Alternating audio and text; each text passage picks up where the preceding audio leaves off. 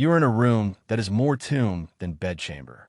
The air, heavy with the scent of beeswax and old velvet, clings to you, a shroud of cloying formality. Outside, the bells of Madrid toll, but here, inside the royal Alcazar, the only sound is the frantic beating of your own heart against the stiff boning of your gown.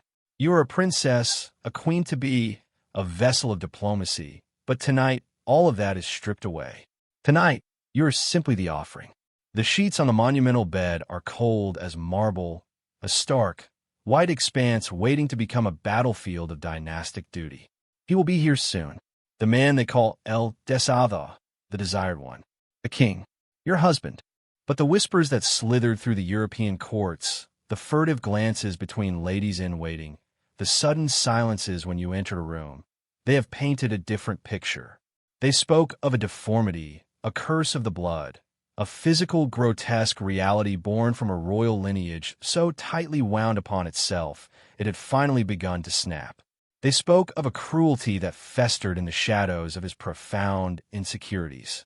And as you sit here, a girl far from home, you understand that your body is not your own. It is a political instrument, a womb to be plowed for the sake of a kingdom, and it is about to be handed over to a man who is not just a king, but a monster forged by the very system that now demands your sacrifice. The door handle turns, a click of brass that sounds like a cell door locking shut. This is not a marriage. It is an exorcism, and you are the one they have sent in to face the demon. This scene of primal fear, played out in the gilded cages of European palaces, was not an isolated nightmare. It was the repeating, central trauma in the life of Ferdinand VII of Spain, and by extension, in the lives of the four women who had the profound misfortune of becoming his queens. To understand the tumultuous, cruel, and politically catastrophic reign of Ferdinand is to look past the grand portraits and epic histories of the Napoleonic Wars. It is to peer into the darkest corners of the royal bedchamber, to the place where systemic failure becomes flesh. For Ferdinand was not merely a bad king. He was a symptom, the pathological end product of centuries of deliberate, institutionalized genetic decay. The story of his desperate, violent quest for an heir is the story of a system devouring itself, and the collateral damage was measured in the terror, humiliation, and destruction of the women legally bound to his monstrous reality. This is not a story of crowns and treaties. It is a story of medical brutality, sexual dysfunction, and profound psychological abuse, hidden behind the heavy brocade of royal necessity. It is the forgotten history of the queens who were sacrificed to the madness of a broken king and the dying dynasty he represented. If you find value in uncovering the hidden, often brutal truths that lie beneath the surface of our accepted history, consider taking a moment to support this channel by hitting that like button and subscribing for more journeys into the forgotten corners of the past. It is a profound privilege of our modern age that we can connect with each other from all across the globe to explore these complex and vital stories. So, as we begin, please let me know in the comments where you're listening from today. It is always a humbling experience to see this global community of historical inquiry come together.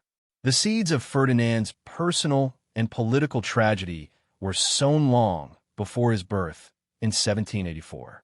They were planted in the very soil of the Spanish monarchy, in a dynastic strategy that had become a slow-motion act of self-immolation. For centuries, the Habsburgs and later the Bourbons who succeeded them practiced a policy of obsessive endogamy.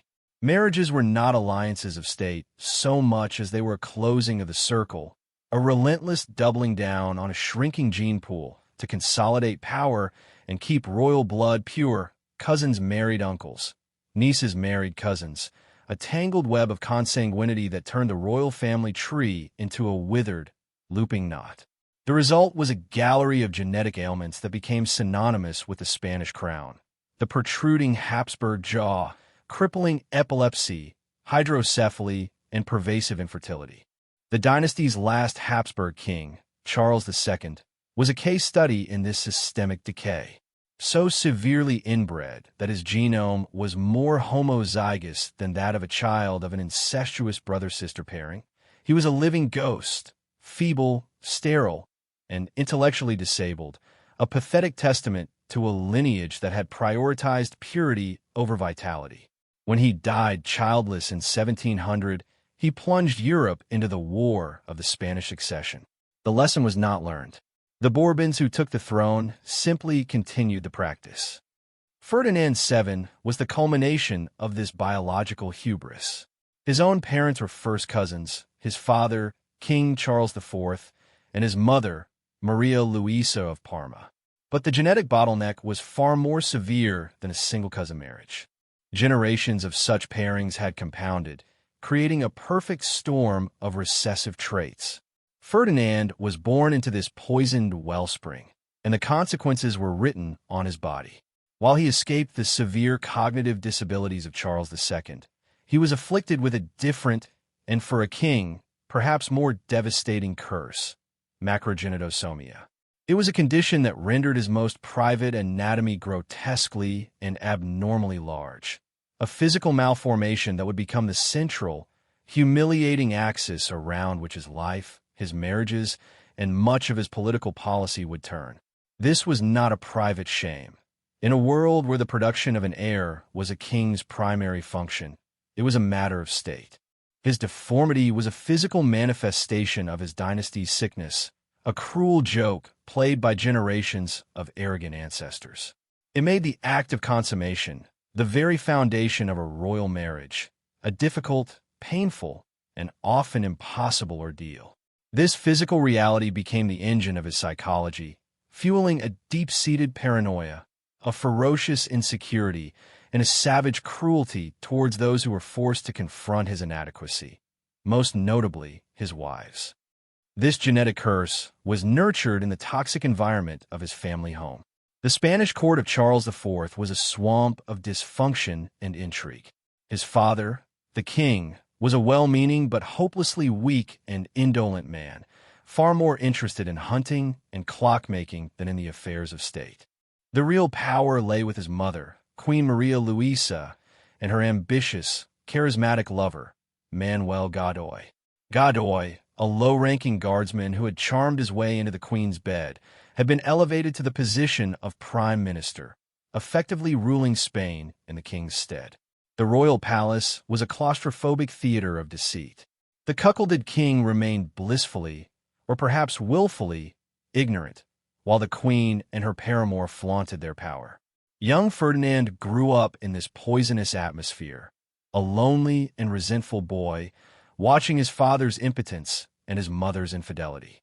He developed a profound hatred for both Godoy, whom he saw as a usurper, and his own mother, whom he viewed with a mixture of Oedipal resentment and outright contempt. He learned that power was not wielded through strength or wisdom, but through conspiracy, manipulation, and betrayal. He was taught to trust no one. This upbringing instilled in him a pathological paranoia that would define his reign. He saw plots everywhere, enemies in every shadow.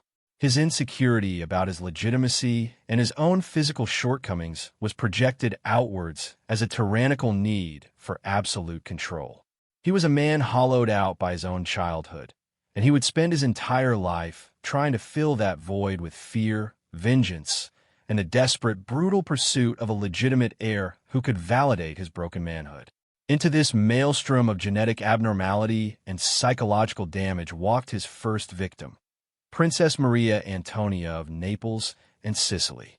Arranged in 1802, the marriage was a standard dynastic transaction, a double-packed wedding that also saw Ferdinand's sister marry Maria, Antonia's brother.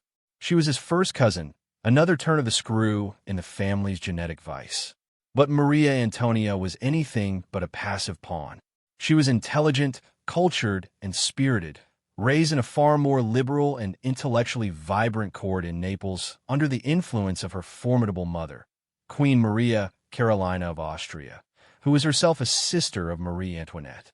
Maria Antonia arrived in Madrid expecting a sophisticated European court and was met instead with a stifling, priest-ridden atmosphere of rigid etiquette and intellectual poverty. Her disappointment in the court was surpassed only by her revulsion for her new husband. She found Ferdinand to be coarse, boorish, and profoundly ignorant. The private, physical reality of their marriage was a chamber of horrors. The consummation, made agonizing by Ferdinand's condition, was a source of trauma and humiliation for both of them. His physical inadequacy fueled his psychological cruelty. He mocked her, belittled her intelligence, and subjected her to his boorish whims, a pathetic attempt to assert a dominance he could not physically command. Maria Antonia did not simply endure this abuse. She fought back. She embodied the arc of the victim turned resistor. Refusing to be a silent broodmare, she used her sharp intellect as a weapon. She began writing copious letters to her mother, filled with scathing, detailed critiques of the Spanish court, her husband, and most dangerously, the powerful Manuel Godoy. She described Ferdinand as a blockhead, malicious, and a complete idiot, and the court as a place of suffocating backwardness. She did not stop at letters. Recognizing the political vacuum left by the weak Charles IV, she began to build her own political faction, the Partido Napolitano. She gathered around her a circle of nobles who were discontented with Godoy's rule, plotting to oust the prime minister and install Ferdinand as a more assertive king, with her, naturally, as the power behind the throne. She was playing the same game as Ferdinand's mother, but with far more intelligence and political acumen. She became a genuine threat to the established order of Godoy and Queen Maria Luisa. They saw her not as a disgruntled princess, but as a dangerous conspirator. The system's response was brutal and decisive. Maria Antonia, who had always enjoyed robust health, suddenly began to weaken. She suffered 2 miscarriages in 1804 and 1805, traumatic events that were no doubt exacerbated by the psychological stress of her marriage and the physical difficulties of her relationship with Ferdinand. Her health went into a steep decline. She was diagnosed with tuberculosis, a common and often fatal disease of the era. But the speed and nature of her deterioration raised immediate and lasting suspicion. Her mother, Queen Maria Carolina, was utterly convinced she was being poisoned. She pointed the finger directly at Queen Maria Luisa and Godoy, believing they were systematically eliminating a political rival who threatened their grip on power. Maria Antonia herself reportedly told her confidants that she was being poisoned. She died in May 1806, just 21 years old.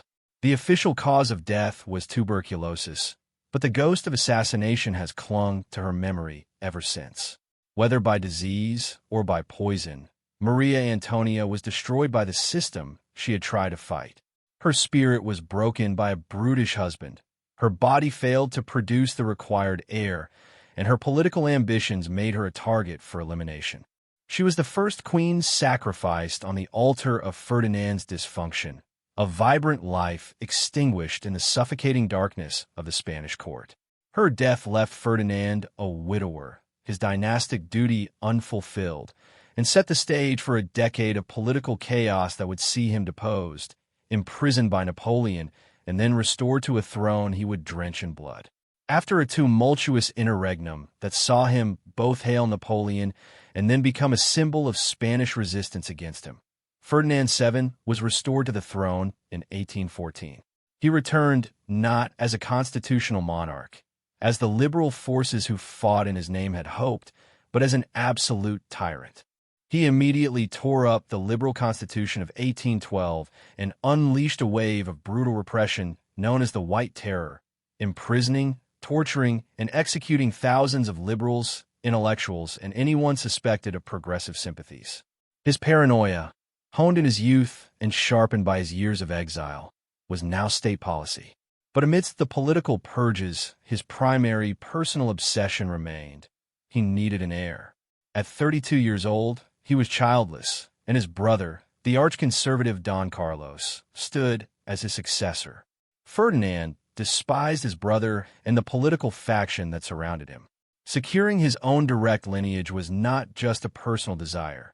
It was a political imperative to consolidate his power and thwart his rivals. The search began for a second queen. The choice fell once again within the family. In 1816, he married his niece, Maria Isabel of Portugal, the daughter of his own sister, Carlotta Joaquina. Maria Isabel represented a different archetype of victimhood.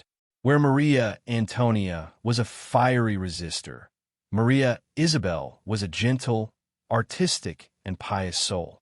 She was known for her kindness and her passion for art, and possessed none of her predecessors' political ambition. She was a survivor, adapting to the grim reality of her situation with quiet pragmatism.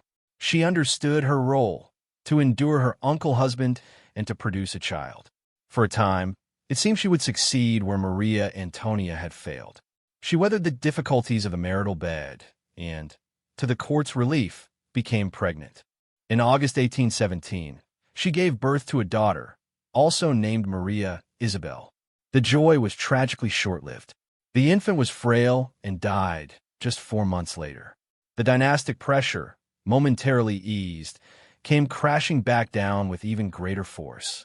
The queen was once again expected to perform her duty. She soon became pregnant for a second time. The fate of the Bourbon dynasty now rested entirely within her.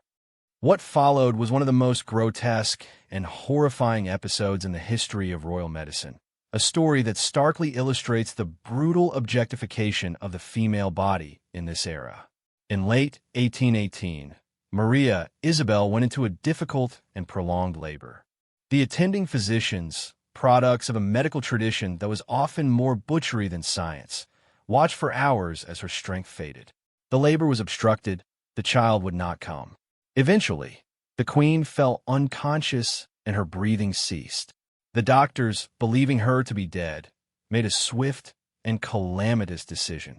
The unborn child was, by law, the property of the state and a potential heir to the throne. It had to be retrieved. Without a moment's hesitation, they took up their surgical knives to perform a cesarean section on what they presumed was her corpse. As the cold steel cut into her abdomen, the unimaginable happened. Maria Isabel was not dead, merely unconscious from exhaustion and pain. The shock and agony of the incision jolted her back to consciousness. A horrifying, blood-curdling scream echoed through the royal chamber as she awoke to the nightmare of her own vivisection. The shock of the ordeal was too much for her already weakened body to bear. She died moments later, this time for good, killed not by childbirth, but by the barbaric intervention of her own physicians. The child, a daughter, was extracted from her womb but died within minutes. Maria Isabel was just 21 years old. She was not a person. She was a vessel, and when she ceased to be useful, she was treated with less care than a piece of livestock, butchered on her own deathbed in a desperate, failed attempt to salvage her royal cargo. Her most lasting legacy was an ironic one. Before her death, her passion for art had led her to champion the creation of a royal museum to house the Spanish art collection. A year after her gruesome death, that museum opened its doors. It is known today as the Museo Nacional del Prado, one of the world's greatest art galleries, a beautiful institution born from the profound tragedy of a queen who was treated as anything but a work of art. Ferdinand was once again a widower, twice failed in his dynastic quest. His desperation began to curdle into something more pathological. The need for an heir was no longer just a political strategy. It was a frantic obsession. His third wife was chosen with extreme care, specifically to avoid the perceived flaws of her predecessors. He did not want another fiery political plotter like Maria Antonia, nor did he want to risk another difficult pregnancy like Maria Isabel's. The choice fell upon Princess Maria Josepha Amalia of Saxony, a girl of 16, renowned for her meekness, docility, and, most importantly, her fervent piety. She seemed the perfect candidate, young, presumably fertile, and too timid to cause any political trouble. They were married by proxy in 1819, but Ferdinand and his advisors had made a catastrophic miscalculation. They had mistaken deep-seated religious trauma for simple docility. Maria Josepha Amalia was not just pious. She was a product of an extreme, almost fanatical, religious upbringing in a convent. She had been indoctrinated to believe that any form of physical intimacy, even within marriage, was a mortal sin.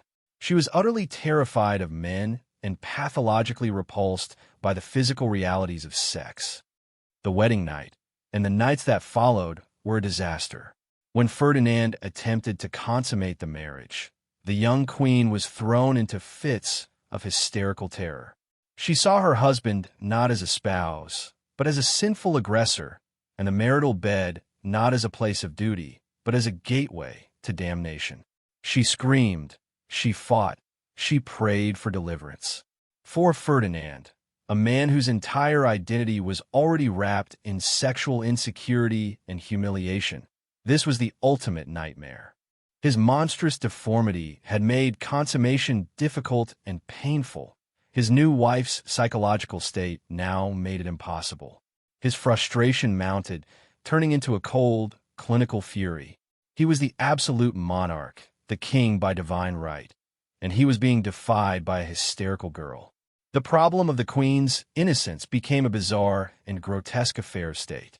The full weight of the church and the medical establishment was brought to bear on the terrified young woman. This was not a private marital issue. It was a national crisis that required an institutional solution. What ensued was a campaign of systematic psychological and religious abuse, disguised as therapy and spiritual counsel. Doctors were brought in to educate the queen. They subjected her to clinical lectures on human anatomy, showing her detailed drawings and medical diagrams in a cold, detached attempt to demystify the act she so feared. When this failed, they resorted to more desperate measures. According to court chronicles and persistent historical accounts, they progressed to showing her erotic art from the royal collection, hoping to spark some form of desire or at least curiosity. There are even darker rumors that they forced her to witness animals mating, a last-ditch effort in behavioral conditioning. Priests and confessors worked on her from the other direction, engaging in relentless theological arguments to convince her that fulfilling her marital duty was not a sin, but a sacred obligation to God and Spain. The situation became so desperate and so absurd that Ferdinand VII appealed directly to the highest spiritual authority in the Catholic world. He petitioned Pope Pius VII for help. The Pope, recognizing the potential for dynastic instability if the Spanish king remained heirless, issued a special papal bull directed personally to Maria Josepha Amalia. It was a formal, holy decree from the Vicar of Christ himself, assuring the young queen that marital relations were not only permissible, but were, in fact, a blessed and righteous act within the sacrament of marriage. Imagine the suffocating horror of her existence. Trapped in a foreign palace, surrounded by stern-faced doctors with their grotesque diagrams, censorious priests with their theological threats, and a frustrated, brutish husband, all of them united in a single-minded quest to violate the deepest sanctum of her mind and body. She was a prisoner in a bizarre, invasive experiment. The pressure was immense, a constant, grinding assault on her most profound beliefs. Eventually, after months of this relentless indoctrination, the combined weight of the crown and the cross finally broke her. She submitted. The marriage was consummated, but the union was joyless and sterile. Maria Josepha Amalia, her spirit crushed and her body likely suffering from the trauma, never conceived. She lived out her days in the Spanish court as a ghost, a shadow of a woman lost in prayer and melancholy. She wrote poetry, her only outlet, expressing a deep longing for a peaceful, celestial existence far from the miseries of her earthly one. She died in 1829 at the age of 25, without ever producing the heir her tormentors had so desperately demanded. She was a psychological casualty, a woman whose mind was systematically dismantled by the very institutions that were supposed to offer her solace: her husband, her doctors, and her church. Her story is perhaps the most tragic of all, a chilling testament to the ways in which systemic power can be weaponized to pathologize and destroy a person from the inside out. By 1829, Ferdinand VII was 45 years old, in declining health, and utterly frantic. 3 wives were dead, no living heir had been produced, and his hated brother Don Carlos was circling the throne like a vulture, his conservative supporters, the apostolicos, growing more confident by the day.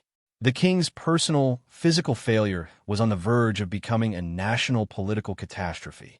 He needed a wife, and he needed one immediately. The search was frantic.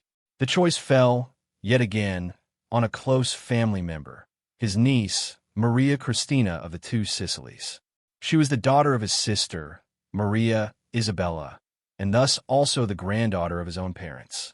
She was young, reputedly charming, and it was hoped fertile. The marriage was arranged with desperate speed. But this time, there was a hidden dynamic at play, a secret that would fundamentally alter the equation. Maria Christina was not the naive, innocent Maria Josepha had been, nor was she the tragic victim that Maria Isabel became. She was a pragmatist, an intelligent and ambitious woman who understood the game she was entering, and she arrived in Spain with an ace up her sleeve.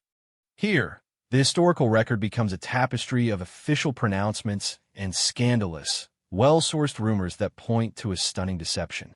The fourth marriage of Ferdinand VII, the one that would finally produce an heir and change the course of Spanish history, was likely founded on a lie. Maria Christina is strongly believed by many historians was already pregnant when she married the Spanish king. Her lover was a handsome royal guardsman named Agustin Fernando Muñoz, a man with whom she would maintain a lifelong relationship. Whether Ferdinand was a willing participant in this deception, so desperate for an heir that he would accept one from any father, or whether he was a pathetic cuckold, fooled by his young wife and her lover, remains a subject of debate. But the timeline is extraordinarily suggestive. The couple was married in December 1829. Just over 10 months later, in October 1830, Queen Maria Christina gave birth to a healthy baby girl, Isabella. A year later, a second daughter, Luisa Fernanda, followed. To the ailing king and the court, it was a miracle. After 3 failed marriages and decades of humiliating frustration, Ferdinand finally had children. He was besotted with his young wife and his infant daughters. He had, in his mind, finally triumphed over his own body, over the whispers and the failures, and secured his lineage. This miracle was, in fact, an act of supreme female agency and resistance, but one of a different kind. Maria Christina was not fighting the system with political plots or open defiance. She was subverting it from within. She understood that the entire patriarchal structure of the monarchy was obsessed with one thing: a child born within the sanctified confines of the royal marriage bed. The biological reality of that child's paternity was secondary to the legal and symbolic legitimacy conferred by the queen's womb. She used the system's own rigid, unseeing logic against it. By presenting Ferdinand with an heir, his or not, she gave him what he most desperately craved, and in doing so, she secured her own position of immense power and influence. She was the ultimate survivor, a woman who looked at the gilded cage and figured out how to pick the lock. She transformed herself from a sacrificial broodmare into the mother of the future queen, and in doing so, set the stage for the final, seismic confrontation with the old order. The birth of a daughter, however, did not solve Ferdinand's problem. It merely changed its nature. Spain, under the influence of the Bourbon dynasty, operated under a form of Salic law. This legal tradition, imported from France, barred women from inheriting the throne if there were legitimate male heirs in the dynastic line. With the birth of Isabella, Ferdinand had a direct heir of his body, but the law dictated that his brother, Don Carlos, still held the primary claim to the throne. The kingdom was now split. On one side were the emerging liberals and moderate conservatives who saw in the infant Isabella a chance for a more progressive future, guided by her mother, the regent Maria Christina. On the other side were the arch-traditionalists, the Carlists, who saw Don Carlos as the rightful king and the guardian of Spain's ultra-Catholic, absolutist traditions. The conflict was no longer about Ferdinand's infertility. It was about the very legal and ideological foundation of the Spanish monarchy.